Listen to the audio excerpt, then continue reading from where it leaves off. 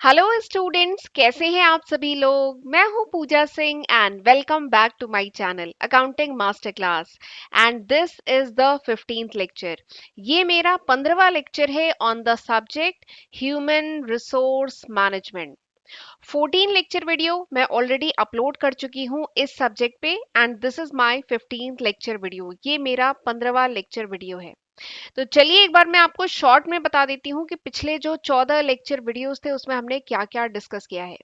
तो मैं आपको बहुत डिटेल में पढ़ा चुकी हूँ human resource management. Human resource management क्या होता है और ये सारे ही सब टॉपिक जो स्क्रीन पे आपको इस टाइम दिख रहे हैं, ये सारे सब टॉपिक मैंने डिटेल में डिस्कस किए हैं। तो मैं आपको पढ़ा चुकी हूँ कि ह्यूमन रिसोर्स मैनेजमेंट क्या होता है, जॉब एनालिसिस हमने डिटेल में समझा, ह्यूमन रिसोर्स प्लानिंग हमने समझा है, recruitment, selection, placement and induction, जिसको ओरिएंटेशन भी कहते हैं। तो ये सारे ही टॉपिक हमने पिछले 12 लेक्चर्स में पढ़ा है डिटेल में। एंड लास्ट के जो दो लेक्चर वीडियो थे, लेक्चर 13 एंड लेक्चर 14, उसमें मैंने आपको पढ़ाया था अबाउट इंटरनल मोबिलिटी। ठीक, इंटरनल मोबिलिटी में आता है ट्रांसफर, प्रमोशन, डिमोशन, ये आता है। तो ये सब भी हमने डिटेल में समझा था पिछले दो लेक्चर वीडियोस में। एंड आज हम इसके आगे पढ़ेंगे और इसी के साथ हमारा ये जो मोबिलिटी वाला चैप्टर है वो फिनिश हो जाएगा। ठीक है, आज के लेक्चर में हम पढ़ेंगे एक्सटर्नल मोबिलिटी, या जिसको एम्प्लॉय सेपरेशन भी कहते हैं। जब एम्प्लॉय सेपरेट होता है ऑर्गेनाइजेशन से जाता है, तो कौन कौन से फॉर्म्स हैं, ठीक है, वो सब हम डिटेल में समझेंगे। जैसे resignation, retirement, death, suspension, out placement, retrenchment, lay off, discharge, ये सब हम डिटेल में समझेंगे आज के लेक्चर वीडियो में। ठीक है, तो चलिए फिर देर किस बात की है, जल्दी से हम आज का लेक्चर वीडियो स्टार्ट करते हैं।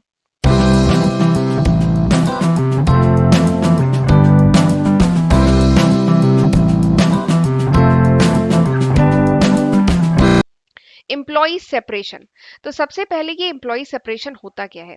तो देखिए वर्ड क्या है, एम्प्लॉय सेपरेशन, यानी एम्प्लॉय सेपरेट हो रहा है। किससे सेपरेट हो रहा है, ऑर्गेनाइजेशन से। ठीक है, ये ऑर्गेनाइजेशन है और अब एम्प्लॉय ऑर्गेनाइजेशन से सेपरेट हो रहा है, ऑर्गेनाइजेशन को छोड़ के जा रहा है, लीव कर रहा है ऑर्गेनाइजेशन को। ठीक है, तो दैट इज एम्प्लॉय सेपरेशन।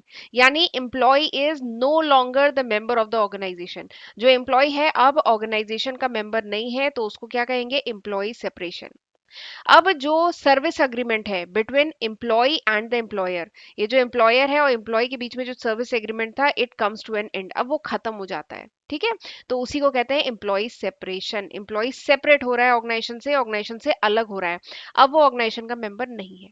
ठीक है, तो अब हमें पढ़ना इसमें ये है कि कौन कौन से फॉर्म्स होते हैं, कितने तरीके से एम्प्लॉय सेपरेट हो सकता है, या जब एम्प्लॉय ऑर्गेनाइजेशन का मेंबर जैसे नहीं रहता है, एम्प्लॉय ऑर्गेनाइजेशन छोड़ के जा रहा है, चाहे एम्प्लॉयर निकाल रहा है या एम्प्लॉय खुद छोड़ रहा है, दोनों कारण हो सकते हैं। ठीक है, तो उसके डिफरेंट फॉर्म्स होते हैं, तो ये सारे ही फॉर्म हमें डिटेल में पढ़ना है।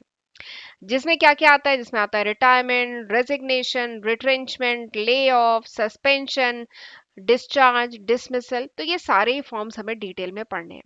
ठीक, एग्जाम में ये फॉर्म्स भी पूछे जाते हैं, प्लस इनमें जो डिफरेंस है ना, वो भी पूछा जाता है। पर आप डिफरेंस तभी लिख पाएंगे जब आपको पता होगा कि एक्चुअली में ये होता क्या है। ठीक है, जैसे एक बात करूं, रिट्रेंचमेंट और ले ऑफ, इनमें क्या डिफरेंस है, तो ये तो तभी लिख पाएंगे ना जब आपको रिट्रेंचमेंट पता होगा और ले ऑफ पता होगा। तो इसीलिए ये सारे टर्म्स काफी इंपॉर्टेंट है, बहुत पूछे जाते हैं। तो चलिए अब हम एक एक करके ये सारे ही टर्म्स डिटेल में समझेंगे। ठीक, चलिए स्टार्ट करते हैं विद रिटायरमेंट। स्टार्ट करते हैं रिटायरमेंट से। रिटायरमेंट मतलब क्या होता है, रिटायरमेंट को हिंदी में क्या कहते हैं, बताइए हिंदी में क्या कहते हैं, सेवानिवृत्ति। ठीक है, रिटायरमेंट यही होता है ना, सेवानिवृत्ति, यानी सर्विस से अब छुट्टी मिल गई। ठीक है, stop working permanently, when the employee stop working for the organization permanently, that is called retirement. उसी को रिटायरमेंट कहते हैं कि उसको उसकी सेवा से छुट्टी मिल गई, एम्प्लॉय को छुट्टी मिल गई परमानेंटली, तो that is retirement. And retirement कब होता है, generally at the end of employee's career. Employee के करियर के अंत में जनरली रिटायरमेंट होता है। वैसे रिटायरमेंट दो टाइप के हैं, तो अभी हम इसमें पढ़ेंगे कि बीच में भी रिटायरमेंट हो सकता है, एम्प्लॉय अपने करियर के बीच में मतलब रिटायरमेंट ले सकता है, बट जनरली रिटायरमेंट होता है eight the end of employee's career. ठीक, जबकि अगर ऑर्गेनाइजेशन छोड़ के जा रहा है, अगर एम्प्लॉय जो है ऑर्गेनाइजेशन क्विट कर रहा है, ठीक है, रेजिग्नेशन दे रहा है, तो वो किसी भी समय दे सकता है। ठीक, it can happen any time, लेकिन retirement generally at the end of the employ career होता है। ठीक। एंड रिटायरमेंट के टाइम क्या होता है, एम्प्लॉय गेट्स मेनी बेनिफिट्स, एम्प्लॉय को बहुत सारे बेनिफिट्स भी तो मिलते हैं। जो रिटायरी होता है उसको बहुत सारे बेनिफिट मिलते हैं, जैसे पीएफ, पेंशन, ग्रेचुटी, जो लीव इनकैशमेंट है, ये सब मिलता है बेनिफिट। लेकिन जब एम्प्लॉय अगर ऐसे ही छोड़ के जा रहा है, ऑर्गेनाइजेशन क्विट कर रहा है, रेजिग्नेशन दे रहा है, तो उसे ये सब बेनिफिट्स नहीं मिलते हैं। ठीक है। तो दिस इज रिटायरमेंट, ये रिटायरमेंट है, वो बहुत इजी है, बहुत इजी है ये। ठीक है, ऐसा कोई बहुत टेक्निकल नहीं पढ़ा रही हूँ, बहुत इजी सा कॉन्सेप्ट है रिटायरमेंट। अब ये जो रिटायरमेंट है दो टाइप का होता है, एक होता है कंपलसरी रिटायरमेंट और एक होता है वॉलेंट्री रिटायरमेंट। ठीक है। कंपलसरी रिटायरमेंट क्या होता है कि जनरली जो गवर्नमेंट एम्प्लॉय होते हैं, ठीक है, उन्हें कंपलसरी रिटायर होना होता है when they attain a particular age, जब वो सुपर एनुएशन की एज यानी 58-60 जो सुपर एनुएशन की एज है वो अटेन करते हैं, तो गवर्नमेंट एम्प्लॉय जो है कंपलसरी रिटायर होते हैं, तो दैट इज कंपलसरी रिटायरमेंट। ठीक है। लेकिन बात करें प्राइवेट सेक्टर में, तो प्राइवेट सेक्टर में ऐसा कोई फिक्स एज नहीं है। ठीक है। जो रिटायरमेंट की एज है वो आगे एक्सटेंड भी हो सकती है, और ये डिपेंड करता है कि वो एम्प्लॉय इस कॉम्पिटेटिव एनवायरनमेंट में और कितना ज्यादा काम कर सकता है। तो प्राइवेट सेक्टर में ऐसा कोई फिक्स एकदम रिटायरमेंट की एज नहीं है। ठीक है, 65 एज के लोग भी काम करते हैं। बट गवर्नमेंट में क्या है, there is a superannuation age, जब क्या होता है, एम्प्लॉय की कंपलसरी रिटायरमेंट होती है। तो ये हो गया कंपलसरी रिटायरमेंट। दूसरा क्या है, वॉलेंट्री रिटायरमेंट। वॉलेंट्री रिटायरमेंट जिसे वीआरएस भी कहते हैं ना, वॉलेंट्री रिटायरमेंट स्कीम, वीआरएस।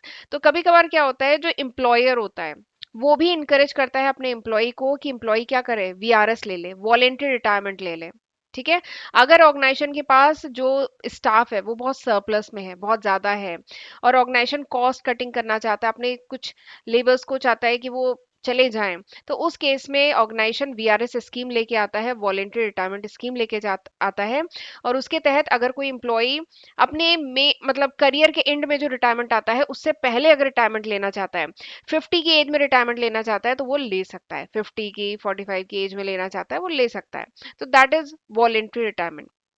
और वॉलेंट्री रिटायरमेंट के केस में क्या होता है, आपने डिफेंस वगैरह, डिफेंस सर्विस जो होती है वहां पे वॉलेंट्री रिटायरमेंट होता है, और भी बैंक्स वगैरह में वॉलेंट्री रिटायरमेंट होता है। ठीक है। और वॉलेंट्री रिटायरमेंट केस में अगर मैं बेनिफिट की बात करूं, तो एम्प्लॉय ने अगर मिनिमम जो क्वालिफाइंग सर्विस का जो पीरियड है वो अगर कंप्लीट कर लिया है, ठीक है, अगर सपोज करिए ऑर्गेनाइजेशन का है कि 20 साल की सर्विस अगर आपने कर ली है तो आपको बेनिफिट्स मिलेंगे। तो अगर एम्प्लॉय ने 20 साल की सर्विस, ये एग्जांपल है 20 साल की सर्विस, ठीक है, तो अगर एम्प्लॉय ने मिनिमम जो क्वालिफाइंग सर्विस है वो कंप्लीट कर ली है, तो उस केस में अगर वो वीआरएस लेता है तो उस केस में he will get the benefits, उसे बेनिफिट्स मिलेंगे, जैसे ये पीएफ ग्रेचुटी वाला वही सब बेनिफिट है, ये मिलेगा। ठीक है। तो this is voluntary retirement. Voluntary मतलब अपनी इच्छा से, एक है अपनी इच्छा से रिटायरमेंट लेना और एक है कंपलसरी रिटायरमेंट लेना। तो दिस इज रिटायरमेंट। तो रिटायरमेंट पहला फॉर्म है जिसके तहत एम्प्लॉय क्या होता है, ऑर्गेनाइजेशन से अलग हो रहा होता है, सेपरेट हो रहा होता है, एम्प्लॉय ऑर्गेनाइजेशन से जा रहा होता है। ठीक है। This is retirement. दूसरा जो फॉर्म है जिसके तहत एम्प्लॉय ऑर्गेनाइजेशन से सेपरेट होता है, that is resignation. That is resignation. Resignation मतलब क्या होता है, हिंदी में रेजिग्नेशन को क्या कहते हैं, त्याग पत्र। त्याग पत्र देना, रेजिग्नेशन देना। तो अगर एम्प्लॉय ने डिसाइड किया है कि वो अब ऑर्गेनाइजेशन छोड़ के जा रहा है, बिकॉज अपनी इच्छा से, वॉलेंट्री, ठीक है, अपनी इच्छा से ऑर्गेनाइजेशन छोड़ के जा रहा है, पर्सनल या प्रोफेशनल रीजंस के कारण। ठीक है, पर्सनल रीजन भी तो हो सकते हैं, जैसे शायद एम्प्लॉय के ऊपर कुछ फैमिली रिस्पॉन्सिबिलिटी है, या एम्प्लॉय की हेल्थ इश्यूज हैं, ठीक है, या वो अपनी फैमिली के साथ और टाइम स्पेंड करना चाहता है, ठीक है, तो या वो कोई अब लाइट जॉब करना चाह रहा है। तो बहुत सारे रीजन हो सकते हैं, पर्सनल रीजन हो सकते हैं। या प्रोफेशनल में बात करें तो एम्प्लॉय को अच्छी अपॉर्चुनिटी मिल रही है, बेटर जॉब मिल रही है, ठीक है, और ज्यादा बढ़िया सैलरी पे कहीं मिल रहा है। तो पर्सनल या प्रोफेशनल रीजन के कारण अब अगर एम्प्लॉय ऑर्गेनाइजेशन छोड़ के जाता है तो उसको कहते हैं रेजिग्नेशन, वो त्याग पत्र दे करके जा रहा है। ठीक है, तो ये भी एक फॉर्म है ऑर्गेनाइजेशन से सेपरेट होने का। अच्छा, एक चीज है इसमें, देखिए, ये है ऑर्गेनाइजेशन और ये है एम्प्लॉय। एम्प्लॉय रेजिग्नेशन देता है, ठीक है, त्याग पत्र देता है और ऑर्गेनाइजेशन से जाता है। कुछ केसेस ऐसे भी होते हैं जहां पे ऑर्गेनाइजेशन फोर्स करती है एम्प्लॉय को कि वो रेजिग्नेशन दे दे। ठीक है। कभी कभार अगर एम्प्लॉय ने कोई गलत काम किया है, कुछ फ्रॉड वगैरह किया है, कुछ मिसयूज किया है फंड का, या ड्यूटी ढंग से नहीं कर रहा है, निग्लिजेंस ऑफ ड्यूटी कर रहा है, इन सबॉर्डिनेशन कर रहा है, तो उस केस में ऑर्गेनाइजेशन एम्प्लॉय को रखना नहीं चाहती है। तो ऑर्गेनाइजेशन क्या कहती है, एम्प्लॉय को कहती है कि आप रेजिग्नेशन दे दीजिए, क्योंकि हम निकालेंगे तो आपको कहीं जॉब नहीं मिल पाएगी, तो इससे बढ़िया है आप खुद अपनी इच्छा से रेजिग्नेशन दे दीजिए। इच्छा हो चाहे ना हो दे दीजिए रेजिग्नेशन। ठीक है, तो इस टाइप का भी होता है रेजिग्नेशन में। ठीक। और अगर कोई एम्प्लॉय ऑर्गेनाइजेशन से जाता है, अगर अपनी इच्छा से जा रहा है, ठीक है, अगर अपनी इच्छा से ऑर्गेनाइजेशन से जा रहा है, तो उस केस में जो एचआर डिपार्टमेंट है वो कोशिश करता है कि फाइंड आउट करे what is the reason behind the resignation, employee का रेजिग्नेशन देने का कारण क्या है। तो उस केस में एक टर्म इधर आता है एग्जिट इंटरव्यू। देखिए, एम्प्लॉय जब ऑर्गेनाइजेशन में आता है तब एक इंटरव्यू क्लियर करके आता है, फिर जब ऑर्गेनाइजेशन से एम्प्लॉय जाता है ना तो भी एक इंटरव्यू देता है नॉर्मली, दैट बड़ी ऑर्गेनाइजेशन में तो होता है, that is exit interview. Exit interview के तहत एचआर कोशिश करता है ये फाइंड आउट करने की कि what is the reason behind the resignation, employee क्यों रिजाइन करके जा रहा है, क्या रीजन है, ताकि उन रीजंस को ऑर्गेनाइजेशन करेक्ट कर सके। ठीक है, ताकि उसके एम्प्लॉय ऑर्गेनाइजेशन से न जाए। ठीक है, तो एग्जिट इंटरव्यू भी काफी इंपॉर्टेंट, ये टर्म भी पूछा जाता है। तो ऑर्गेनाइजेशन एग्जिट इंटरव्यू कंडक्ट कराती है रीजन फाइंड आउट करने के लिए कि व्हाट इज द रीजन। ठीक। तो ये होता है रेजिग्नेशन। राइट।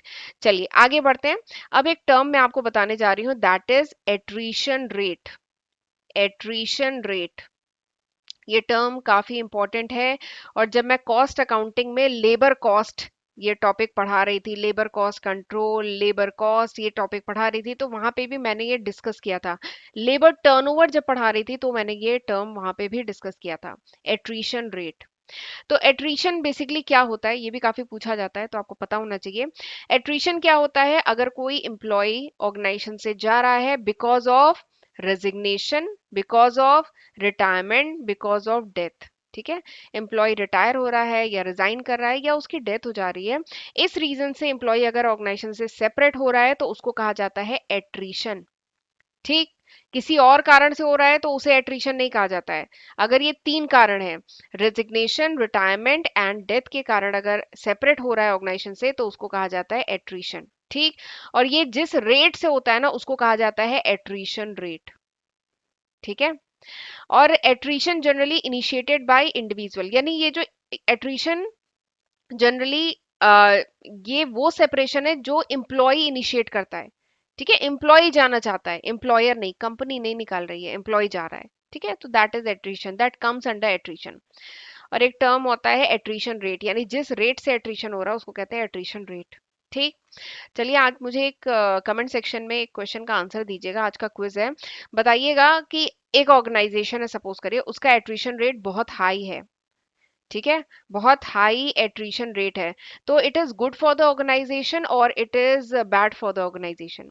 अगर कोई ऑर्गेनाइजेशन का एट्रिशन रेट बहुत हाई है तो ये ऑर्गेनाइजेशन के लिए अच्छी बात है कि बुरी बात है। ठीक है, तो ये मुझे कमेंट सेक्शन में आप बताइएगा, ये आज का क्विज है। ठीक। चलिए आगे बढ़ते हैं। अच्छा, आगे बढ़ने से पहले मैं आपको अपने चैनल अकाउंटिंग मास्टर क्लास के बारे में भी थोड़ा सा बताना चाहती हूँ। एक बार वीडियो को पॉज करके देख लीजिए, ये लिस्ट ऑफ सब्जेक्ट है जो मैं आज की तारीख यानी जनवरी 2023 तक अपने first channel accounting master class पे कवर कर चुकी हूँ। अगर ये वीडियो आप कुछ महीने बाद, कुछ साल बाद देख रहे हैं तो इसमें मैं काफी न्यू सब्जेक्ट ऐड कर चुकी होंगी। ये अभी तक है जनवरी 2023 तक, तो जरूर इसका फायदा उठाइएगा, इसकी हेल्प से पढ़िएगा। 600 से भी ज्यादा वीडियो लेक्चर्स मैं अपने चैनल पे अपलोड किया है, तो ये सब मैंने आपके लिए किया हुआ है, सेपरेट प्लेलिस्ट इन सारे ही सब्जेक्ट की मेरे चैनल पे बनी हुई है, तो जरूर एक बार चेक करिएगा। और लेक्चर यूजफुल लगे तो लाइक करना मत भूलिएगा और मुझे कमेंट सेक्शन में बताते रहा करिए कि हाउ वाज दिस लेक्चर, ये लेक्चर कैसा था, आपको समझ में आया कि नहीं आया। नहीं आया तो वो भी लिख दीजिएगा, कोई दिक्कत नहीं है, मैं इम्प्रूव करने की कोशिश करूंगी। और अगर समझ में आया तो प्लीज मुझे बताया करिए। ठीक है। और मेरे चैनल को अभी तक नहीं सब्सक्राइब किया है तो मेरे दोनों ही चैनल, मेरा पहला चैनल है अकाउंटिंग मास्टर क्लास, दूसरा चैनल है पूजा सिंह के नाम से, तो दोनों ही चैनल को जरूर सब्सक्राइब कर लीजिएगा। ठीक है।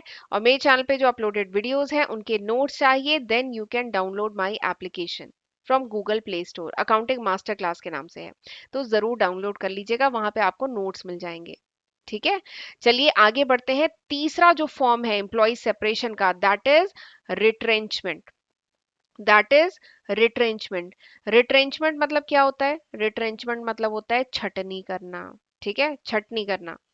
तो ये रिट्रेंचमेंट क्या होता है? It is the permanent termination. ठीक है, परमानेंटली अगर एम्प्लॉय को टर्मिनेट किया जा रहा है, सर्विस से हटाया जा रहा है बिकॉज ऑफ इकोनॉमिक रीजन। ठीक है, कुछ इकोनॉमिक रीजन के कारण जब एम्प्लॉय की परमानेंटली छटनी कर दी जा रही है, परमानेंटली ऑर्गेनाइजेशन से टर्मिनेट किया जा रहा है, तो दैट इज कॉल्ड रिट्रेंचमेंट। इसको रिट्रेंचमेंट कहते हैं। और ये इकोनॉमिक रीजन क्या क्या हो सकते हैं? जैसे सपोज करिए ऑर्गेनाइजेशन के पास जो स्टाफ है वो बहुत सरप्लस में हो, या प्रोडक्ट या मार्केट में डिमांड उतनी नहीं है, अब कम डिमांड है, या रिसेशन का टाइम आ गया है, इकोनॉमिक स्लो डाउन हो गया है। तो ये सब रीजंस के कारण अगर ऑर्गेनाइजेशन एम्प्लॉय को परमानेंटली टर्मिनेट करती है तो उसको कहते हैं रिट्रेंचमेंट। ठीक। अब इसमें एक खास बात है ध्यान रखने की, कि अगर एम्प्लॉय की सर्विस टर्मिनेट होती है ऑन डिसिप्लिनरी ग्राउंड, यानी कुछ पनिशमेंट के तौर पे, या इलनेस के कारण, या रिटायरमेंट के कारण, या कंपनी या बिजनेस वाइंड अप हो रहा है, तो वो सब रिट्रेंचमेंट में नहीं आता है। रिट्रेंचमेंट मतलब इकोनॉमिक रीजन के कारण, रिसेशन या प्रोडक्ट की डिमांड कम हो गई, इस रीजन से अगर एम्प्लॉय की छटनी की जाती है, ठीक है, परमानेंटली टर्मिनेट किया जाता है, तो उसको कहते हैं रिट्रेंचमेंट। ठीक। जिसका बहुत बढ़िया एग्जाम्पल क्या है? कोरोना टाइम में जो अभी हुआ। कोरोना टाइम में क्या हुआ? डिमांड ही नहीं थी प्रोडक्ट की, घर से बाहर ही नहीं निकल रहे थे लोग। ठीक है, सब कुछ लॉकडाउन था, सब कुछ बंद था, प्रोडक्शन नहीं हो रहा था, मतलब डिमांड ही नहीं थी। तो क्या हुआ उस समय? छटनी हुई। ठीक है, तो वो क्या था? दैट वाज रिट्रेंचमेंट, डिमांड ही नहीं थी। या रिसेशन जब आ जाता है, रिसेशन के टाइम क्या होता है? ना इतनी डिमांड है ना प्रोडक्शन होता है, तो फिर क्या होता है? एम्प्लॉयज की छटनी कर दी जाती है। तो दैट इज रिट्रेंचमेंट। ठीक। अब रिट्रेंचमेंट से ही रिलेटेड एक दूसरा टर्म है जो आपको पता होना चाहिए, इसलिए मैंने यहाँ पे इंक्लूड कर दिया है, that is out placement. Out placement. ठीक है, ये वर्ड दो चीजों से मिलकर बना है, एक आउट एक प्लेसमेंट। आउट मतलब कहीं बाहर, प्लेसमेंट मतलब कुछ नौकरी में प्लेस करना। तो ये उसी से बना है। देखिए, जो रिट्रेंच्ड एम्प्लॉय हैं, जिन एम्प्लॉय की छटनी कर दी गई है, ठीक है, तो बहुत सारी ऑर्गेनाइजेशन ऐसी भी होती हैं जो अपने रिट्रेंच्ड एम्प्लॉय की बहुत चिंता करती हैं। ठीक है, तो बहुत सारी ऑर्गेनाइजेशन ऐसी भी होती हैं जो अपने रिट्रेंच एम्प्लॉय को क्या करती हैं? ट्रेनिंग प्रोवाइड करती हैं। क्योंकि ये जो रिट्रेंच एम्प्लॉय है, जो इनकी छटनी हो गई है, अब ये कहीं और जॉब सर्च करेंगे, और क्योंकि मार्केट की ही कंडीशन खराब है, तो इन्हें कहीं और जॉब इतनी आसानी से मिलेगी भी नहीं। तो इसलिए बहुत सारी एमएनसीज, बहुत सारी कंपनी ऐसी होती है जो इन एम्प्लॉय को क्या प्रोवाइड करती है? ट्रेनिंग प्रोवाइड करती है। और जिस टाइप की स्किल की रिक्वायरमेंट है इस समय मार्केट में, वो स्किल की ट्रेनिंग प्रोवाइड करती है। ठीक है, एंड किसी और कंपनी में प्लेसमेंट के लिए असिस्टेंस प्रोवाइड करती है।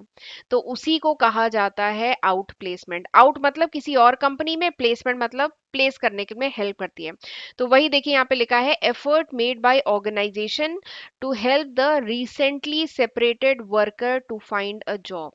यानी ऑर्गेनाइजेशन जो भी एफर्ट करती है, जो भी ट्रेनिंग वगैरह प्रोवाइड कर रही है, या कोई भी दूसरे जो एफर्ट कर रही है, ताकि उसके जो रिट्रेंच एम्प्लॉय हैं, जो रिसेंटली सेपरेटेड एम्प्लॉय हैं, उन्हें जॉब मिल जाए, तो उसी को कहा जाता है आउट प्लेसमेंट। ठीक है, जिसके तहत ऑर्गेनाइजेशन ट्रेवल चार्जेस भी प्रोवाइड करती है। इंटरव्यू अटेंड करने में जो ट्रेवलिंग का खर्चा आ रहा है, कंसल्टेंसी वगैरह का जो खर्चा आ रहा है, तो ये सब भी पे करती है, और ट्रेनिंग तो प्रोवाइड करती है। तो इसी को कहा जाता है आउट प्लेसमेंट। ठीक है, चलिए आगे बढ़ते हैं। अगला टर्म जो हम पढ़ने जा रहे हैं, that is lay off. That is lay off.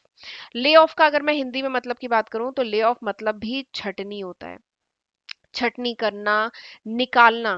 ठीक है, निकालना।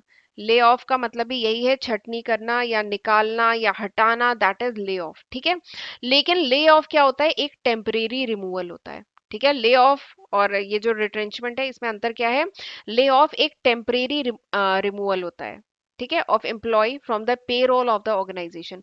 ऑर्गेनाइजेशन के पेरोल से एम्प्लॉय का टेम्परेरी, परमानेंट नहीं है, टेम्परेरी रिमूवल जो होता है, that is called lay off. And यहाँ पे जो रीजंस होते हैं वो beyond the control of organization होते हैं। यानी ऑर्गेनाइजेशन का उस पर कंट्रोल नहीं होता है, मजबूरी में उन एम्प्लॉय को ऑर्गेनाइजेशन के पेरोल से हटाना ही होता है, तो दैट इज ले ऑफ। इसको ले ऑफ कहते हैं। इसके रीजन बहुत सारे हो सकते हैं, जैसे प्रोडक्ट की डिमांड ही मार्केट में कम हो गई है, या ग्लोबल कंपटीशन के कारण, या अब एडवांस टेक्नोलॉजी यूज की जा रही है फैक्ट्री में, जिसकी वजह से अब इतने वर्कर की जरूरत ही नहीं है। ठीक है, तो इसलिए भी ले ऑफ किया जाता है, या मर्जर एंड एक्विजिशन की वजह से ले ऑफ होता है। तो ये कुछ रीजन हो सकते हैं ले ऑफ के। तो ले ऑफ क्या है? टेम्परेरी रिमूवल है एम्प्लॉय का फ्रॉम पेरोल ऑफ ऑर्गेनाइजेशन। ठीक। और इंडस्ट्रियल डिस्प्यूट एक्ट 1947 में कहा गया है कि एम्प्लॉय कि ऑर्गेनाइजेशन अगर एम्प्लॉय को ले ऑफ कर रही है, टेम्परेरली रिमूव कर रही है पेरोल से, तो ऑर्गेनाइजेशन को 50% of his normal eligible total basic veg plus DA पे करना होगा during the lay off period. ठीक है, ये सेक्शन 25C में कहा गया है। ठीक है, तो दिस इज ले ऑफ, ये होता है ले ऑफ। चलिए आगे बढ़ते हैं। आगे है डिस्चार्ज, डिसमिसल एंड सस्पेंशन। तो ये भी तीन फॉर्म्स हैं एम्प्लॉय सेपरेशन के, एक एक करके देखते हैं। सबसे पहला है डिसमिसल। तो ये भी बहुत सुना होगा, डिसमिस करना, यानी एम्प्लॉय को सर्विस से टर्मिनेट कर देना। क्यों? एज अ पनिशमेंट, उसने कुछ गलत काम कर दिया है, कुछ मिसकंडक्ट कर दिया है, कुछ फ्रॉड कर दिया है, कुछ पैसे का कुछ मिसयूज कर लिया है, तो उसे क्या किया जाता है? सर्विस से डिसमिस कर दिया जाता है। ठीक है, एज अ पनिशमेंट उसकी सर्विस टर्मिनेट कर दी जाती है, तो उसको कहते हैं डिसमिसल। ठीक। दूसरा क्या फॉर्म हो सकता है? डिस्चार्ज करना। ठीक है, अब यहाँ पे डिस्चार्ज में एक खास बात यह है कि यहाँ पे भी सर्विस से टर्मिनेट की जाती है सर्विस एम्प्लॉय की, लेकिन कोई जरूरी नहीं है कि यहाँ पे एज अ पनिशमेंट के तौर पे सर्विस टर्मिनेट की जा रही है। रीजन यहाँ पे कुछ और भी हो सकते हैं, जैसे केयरलेसनेस की वजह से किया जा रहा है, या शायद एम्प्लॉय इल है, बीमार है, या फिजिकल डिसेबिलिटी हो गई है कुछ, तो उसकी वजह से उसे डिस्चार्ज किया जा रहा है। ठीक है, तो ये इन दोनों में डिफरेंस है। फिर एक सस्पेंशन, आपने बहुत सुना होगा सस्पेंशन, यानी एम्प्लॉय, गवर्नमेंट जॉब में ये बहुत होता है, सस्पेंड कर दिया गया। एम्प्लॉय ने कोई गलत काम किया, कुछ फ्रॉड वगैरह या कुछ भी गलत काम किया, तो उसको उसकी सर्विस पे आने से प्रोहिबिट कर दिया जाता है, मना कर दिया जाता है कि आप अभी काम पे नहीं आएंगे, आपकी नॉर्मल ड्यूटी आपको अभी नहीं परफॉर्म करनी है, आपको प्रोहिबिट कर दिया जा रहा है। तो ये एक तरीके की पनिशमेंट होती है। और ये जो सस्पेंशन होता है जनरली एक स्पेसिफिक ड्यूरेशन के लिए होता है, सस्पेंड किया जाता है। और फिर सस्पेंशन के दौरान प्रॉपर इंक्वायरी होती है उस एम्प्लॉय की, कि क्या सही में जो उस पे दोष या जो भी एलिगेशन लगे हैं वो सही है कि नहीं है। और अगर सही है तो फिर आगे कार्रवाई होगी, बट अगर नहीं सही है, वो गलत एलिगेशन था, तो उस केस में एम्प्लॉय वापस सस्पेंशन पीरियड खत्म होने के बाद एम्प्लॉय वापस अपनी नॉर्मल ड्यूटी ज्वाइन कर लेता है। ठीक है, तो दिस इज सस्पेंशन। समझ में आया? सस्पेंशन मतलब प्रोहिबिटिंग, यानी एम्प्लॉय को मना करना from attending the normal duty, जो नॉर्मल ड्यूटी नहीं अटेंड कर सकता है। उस पर कुछ एलिगेशन लगा है, उसने कुछ गलत काम में वो फंसा है इसलिए, और इसमें प्रॉपर इंक्वायरी होती है, तो दैट इज सस्पेंशन। ठीक है, तो ये थे different forms of employ separation. I hope आपको समझ में आए होंगे। तो अगर समझ में आ गया है तो जल्दी से वीडियो को लाइक कर लीजिए, और ये जो लेक्चर वीडियोस हैं इन्हें अपने फ्रेंड्स के साथ भी ज़रूर शेयर किया करिए। तो चलिए, इस तरीके से हमारा जो पूरा टॉपिक था internal mobility and external mobility वो फिनिश होती है। अब हम अगले लेक्चर वीडियो में एक नया टॉपिक स्टार्ट करेंगे। ठीक है, तो चलिए फिर मिलते हैं अगले लेक्चर वीडियो में, तब तक अपना ध्यान रखिएगा। God bless you.